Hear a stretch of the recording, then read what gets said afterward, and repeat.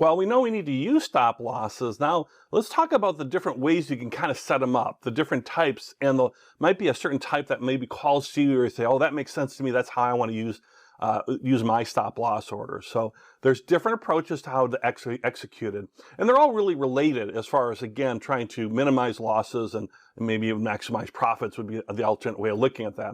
And so they're related. So you could be using setting your stop losses based off indicators about the money you have invested for a particular trade, or the timing. You might want to set a time frame as far as when the stop loss gets executed. And the thing is, though, they're related. They don't always match up, right? They all serve their own individual purposes.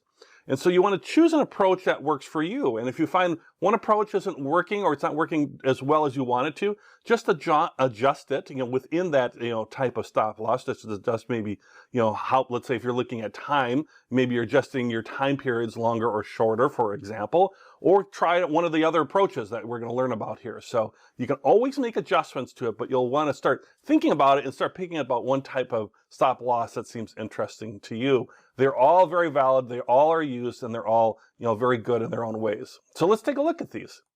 A famous stop loss rule is the 2% stop loss rule, and it was popularized in the book The Way of the Turtle by Curtis Faith. Looked at taking amateurs and teaching them how to trade and using some rules around that. So if you're interested in that, Way of the Turtle is a very interesting book. And the idea of the 2% rule is you set a stop loss, or you stop a loss when it reaches 2% of your starting equity. Think of your equity as your money. What do you have totally available to trade, right? So it could also be termed like your trading equity or your investment capital. Basically, it's the amount of money in total that you've set aside for trading into a whole bunch of different trades. So for example, let's say you have 10,000 units. It could be dollars, rupees, whatever your currency is. You have 10,000 starting equity. So 2% of that would be 200.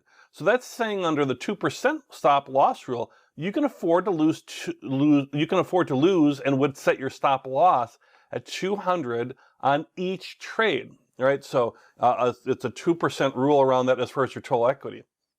Now you might say to yourself, well, 200 out of 10,000 doesn't sound like much. Well, that also depends on how frequently you're trading, right? So it doesn't sound like much, but if you're trading many securities over short time frames, it can really add up fast, right? I mean, so it's a real fast way that you can really kind of go through your equity if you don't, put in some stop losses around it. And so that's where this 2% stop loss rule came from, the book The Way of the Turtle. And you can probably see that this is a money stop, right? So I'm using my stop based not on an indicator or anything. I'm just using like, hey, if I make a trade, I'm willing to lose 200. That's it. After that, I'm out no matter what. Another type of money stop is what's called a risk-reward ratio. And it's really the relationship of your expected gain versus your expected loss.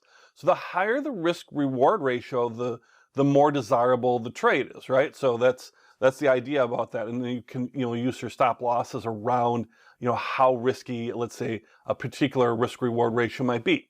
So let's look at this as an example. So for example, let's say you have a security that's at 50, right? So you have a security that's at 50, and the indicators say the potential gain is to a price of 75, right? You're looking at your indicators, you're looking at where it might go.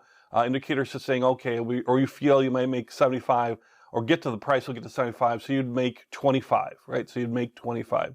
So you'd set your stop at a percentage below that initial price. So let's say you're willing to lose 20%, right? So you're willing to lose 20% on each individual security trade, which would be, in this case, so you're not looking at overall equity, you're looking at individual trade, which may be all different amounts. So in this one, it'd be, I'm willing to lose $10 or 10 units, right? So I'm looking at that, buying a security at 50, 20% of 50 is 10, right? So that's where I'm setting my stop below that. So if I'm buying at 50, my stop loss would be set at 40, right? 50 minus 10, the amount I'm willing to lose. It's a percentage of the initial price. In essence, I'm willing to lose 10 in order to make 25, right? You see that, how I'm thinking I'm going to get up to 25. My indicators are showing that. Maybe there's a trading range that's kind of established that might show that, and I'm at the bottom of the range or near the bottom. And I'm saying, okay, I'm willing to invest 10 to lose 25. So the ratio in a risk-reward ratio is thus for a $25 or 25 unit reward for $10 at risk, or 2.5 to 1. right? So if it was at, let's say, $40 in reward to $10 in risk, that would be 4 to 1, right? All right, so now you actually, now if you look closely, you might be saying, wait, that's actually backwards. It should be called the reward risk ratio, right? Because the first number is your reward number. I think because terms of risk reward is used in many areas outside of trading as well. That's why they use risk reward. But technically, you're correct. It should really be called the risk reward risk ratio. Nobody calls it that. They all call it the risk reward. So with this type of ratio, you want to be conservative a little bit in using this type of ratio and emphasize, the downside risk more, right? If anything, you might want to say, okay, I'm not as willing to lose as much, especially getting started with it. So you might want to, make those numbers a little bit, play around with them. There's different things. You could go higher, you could go lower than 20%. That's a big drop. Maybe 5% would be the right number. Those are all okay. Or you kind of use it the way of the turtle a little bit. You're looking at 2% equity. And the thing you can see from this, it can be a little complex to calculate, right? So you have to kind of factor that in. But if my risk to reward ratio, or reward to risk, is a higher number, that means I've got higher potential gain. So maybe I'm willing to take a little bigger loss because the rewards are much higher, or maybe I'm willing to invest a little bit more money because the rewards are higher too in comparison to the risk.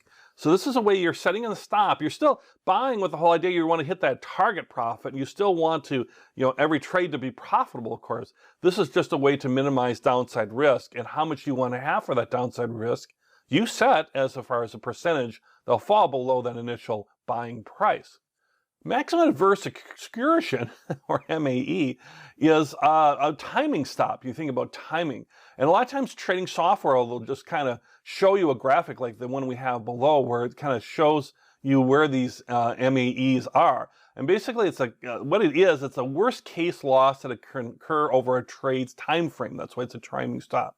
So the software or the platform will do the calculation, but the idea is you're calculating the biggest change in the high-low range over a fixed period. Let's say like 20 days. It could be 20 minutes if you're a day trader, whatever your time frame is. That matches, the idea is you want it to be a fixed period that matches your typical holding period. So you get results back from, this is where back testing can really help on your trading platform to try these different time frames and see how that would work for you, and using the provided indicators of this MAE. And you use a percentage or fixed amount to set the stop loss around that when you're playing around with the platform again. And the opposite of that, by the way, is a maximum favorable excursion, or MFE, which you can actually use for profit-taking targets, right? So when you'll see a graphic, let's say on the platform, you'll see a graph like this where it's going to kind of show these ranges, and you can see that the lowest of this time frame, whatever that time frame is, that's your total time frame you're seeing as an image. The lowest low of that's your MAE, and the highest high would be the MFE. And so if you look at that lowest low, you could use a percentage of loss, like we were talking about, like these other ones, 2%, 20%, whatever it is, or a fixed amount, whether it was $200 or 200 units, whatever.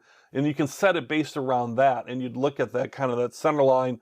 You'd look at when you're buying, and then you would set based on this kind of indicator or this tool that your trading platform will provide you with it. So if you're interested in that type of timing thing, look under your trading platform for more details on how and the main thing is you want to establish the range you want to look at and have the range match up. If your range doesn't match up, then you might be a little bit too aggressive or not aggressive enough, depending on your time frames. So you want to look at that as far as the time frames that you've been trading on and that you're comfortable with. Another type of money stop that's really, really popular and really used, a lot more, I think, than even MAE, is trailing stops. And this is a great idea. I mean, the idea is that you raise the stop loss price as you make profits, right? So you have your initial stop loss when you first buy because you always are going to set a stop loss. But then as it starts to rise, it's working out, your analysis has worked, and the price is rising, and the trend is established, and it's going up, you're going to start a stop loss along the way. So basically what you're doing is you can do it on a percentage basis or a fixed amount, percent or a dollar or rupee or whatever type of currency amount. How frequently you're updated, that's up to you. It could be daily, it could be more frequently, it could be less frequently. But the idea is that you're updating your stop loss to capture some profit. And let's say you want to set it as a percentage. Like maybe you say, well, I want to keep raising my stop loss to cover 80% of the previous day's gain, right? So it's going up, and now each day that it goes up and you're in a nice upward trend, maybe I'm adjusting my stop loss upward, so I'm always capturing at least 80% of the previous day. And if it goes like that over several days, you can see how I'm really capturing a lot of profit all along the way while still giving me the safety net of a stop loss. But I don't have my stop loss all the way to the bottom when my initial thing, waiting for it to go all the way back down. I want to capture some of that profit. And that's where a trailing stop helps you. The key is to keep the stops updated to protect those gains and guard against losses at the same time. So that's why it's nice. It's kind of works in concert with targets as well. So the benefit of all that is it's highly protective, right? You're not waiting for it to go all the way up and all the way down. You're going along with it as it goes up, so it's highly protective and you're locking in those gains. The downside is there's some frequent updating might take time. It depends on how often you're trading, how many securities you're trading. If you're trading in lots of securities and you have many of them in play all at the same time, it takes time to check them and update them. And also some random noise activity can activate your stop and get you out before you want. So if you're capturing, let's say 80% of the previous day's gain, that's pretty good because that would be a 20% downward move. You've already locked in a lot of gain, but maybe you want to make that a little bit less of that. But let's say I'm setting my stop limits at, let's say 2%, a 2% drop. Well, 2% or 98% of the gain. Well, then I'm looking at maybe where it might drop 2.5%, 3%, and my stop loss is activated, as in I sell the security automatically and locking in those gains, which is a good thing. But then the downside of that is, maybe that wasn't really an event, and maybe I missed out because now it went back up as far as the profit. So you can adjust that as far as covering those, putting those trailing stops in, and then just adjusting it either on a percentage basis or a fixed amount. The last 3-day rule is an indicator-based stop, right? So we're going to use our tools here. So it's very basic, but it really works. I mean, it follows along the lines of your indicators and market sentiment as well. And so the idea that if your analysis works, right, you've done all this hard work to identify a trend, you should start seeing some profit right away, right? It might go down a little bit, things move a little bit, but the idea is you're identifying a great opportunity to buy in as far as on this trend. And if you're wrong, let's say it's not the great time, or it just doesn't work out, then you have time to get out quickly too. So you could set something like around an indicator that's also around a little bit timing too. Is you could say something like you would exit if the price passes the lowest low of the last 3 days, right? So an uptrend would be a series of higher highs and higher lows. And if that doesn't seem to be happening and it really starts kind of turning the other way, you can get out real quick in a 3-day rule or whatever your time period is, but typically it's a 3-day rule, that if it passes the lowest low of the last 3 days, that's the time to get out. Not just because it went down a little bit, but it's past the lowest low of the 3 days, and that's constantly kind of moving forward along that. So you're looking at your indicators as far as highs and lows, and you're using 3 days, so it's a little bit of a combination with a timing indicator as well. Another indicator, stop that's out there, as far as the last one to really kind of look at here, is a pattern stop. And this is an indicator-based stop. And this is where you're trading off of your indicators. You're trading off indicator patterns. So some patterns will tell you where to put your stops, right? You're approaching either a support or resistance line, and you're looking for that, and you're seeing if it's breaking through. Let's say like a support line as an example, and it's going to keep going downward, not bouncing off that support line and go back up. So it's like using, and you can use it for profit targets. We talked a little bit about that too, but it's really just the opposite. So you'd really be looking at, like where you have a channel of some sort at those support lines.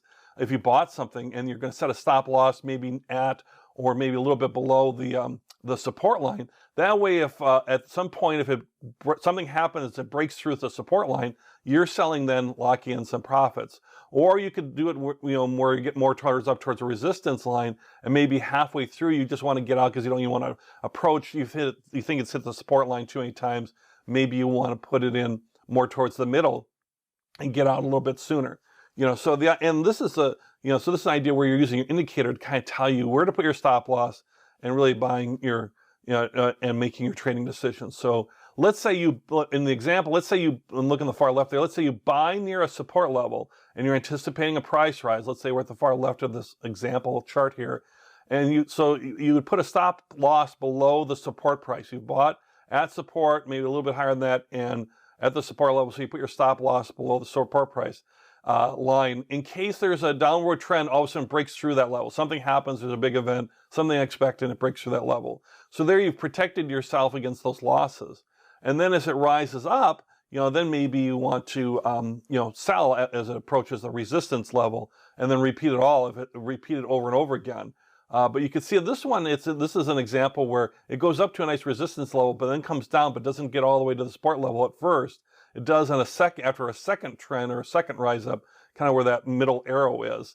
And so you're kind of watching that as far as maybe I would raise up my stop loss and make it more of a limit where I might go a little bit higher above the support level, or maybe I go a little higher than that even to lock in profits. So you have to kind of look at that as far as how you want to do it. But the idea is that you're using an indicator of some sort that's going to tell you that when this indicator condition happens, that's a sell signal, and I'm going to sell on that. And you need to kind of watch for that as far as when you establish your trades. But you're already kind of have that in there, and you've set a stop loss based on that indicator at the time of buying. That's the key. Again, you're always doing it at the time of buying to minimize those losses and hopefully maximize those profits. So stop losses, very, very important. Do it. It's going to really help you become a more successful trader for sure. Because really where people get in trouble with trading is they don't have stop losses. All of a sudden something happens and it drops real dramatically in price, 10% down, 15% down in a very short period of time, within minutes or hours sometimes. And all of a sudden, boy, now you've set yourself up for a losing proposition. And that's where if a stop loss on place, where a lot of traders will be like in denial, like, oh gosh, you went down so far, 15%, it's got to come up some. And maybe it does, maybe it doesn't, maybe it trades sideways for quite a time. Either way, you're more like locking in losses at that point. As opposed to profits, you're locking in a loss. So having a stop loss, kind of takes you out of those trades that maybe just don't work out. So when you have your great trades that are going to hit these target prices and really have these nice profit runs, you're going to do great with those and minimize losses on the ones that maybe don't work out as perfectly as you would have hoped.